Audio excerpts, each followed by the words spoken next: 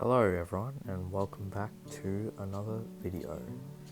Today we will be looking at my Lego model of Victorian Railway's K Class locomotive. I first constructed this model back in April 2020 and since then it has won one award, being the Brick Train Awards T4 category in Australia. It has many features like a removable cab so you can see the cab detailing better, and a space under the coal load to store extra parts to change out details depending on what you want. Some of these extra details include things like lamps and different coloured bricks for the marker lights. You can change out the steam rail headboard with a lamp depending on what you would like to be modelling. Same with the marker lights depending on which way you'd like your train to be going.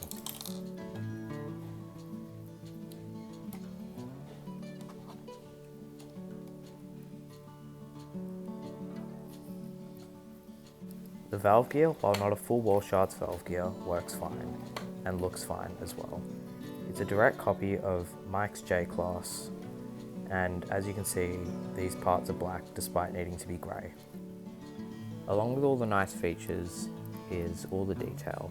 And while of course it's not perfect as it is a Lego model, I feel like I've done all I can to really capture the K Class.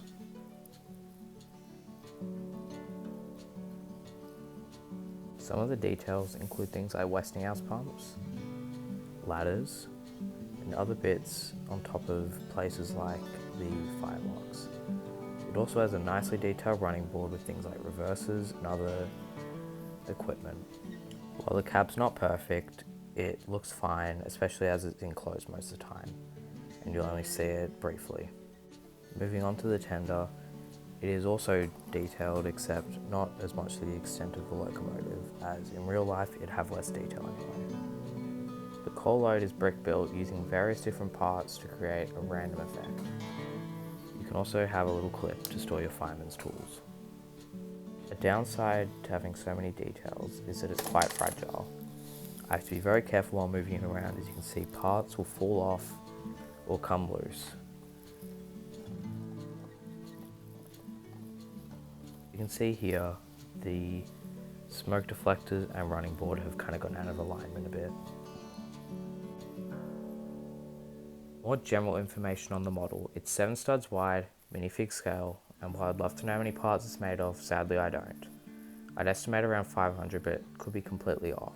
Most of it was built out of stuff I had, but I'd say I ordered about $70 of extra parts just to complete it, which considering it isn't bad. Now, here's a quick teaser of my upcoming video on Daylesford Spa Country Railway.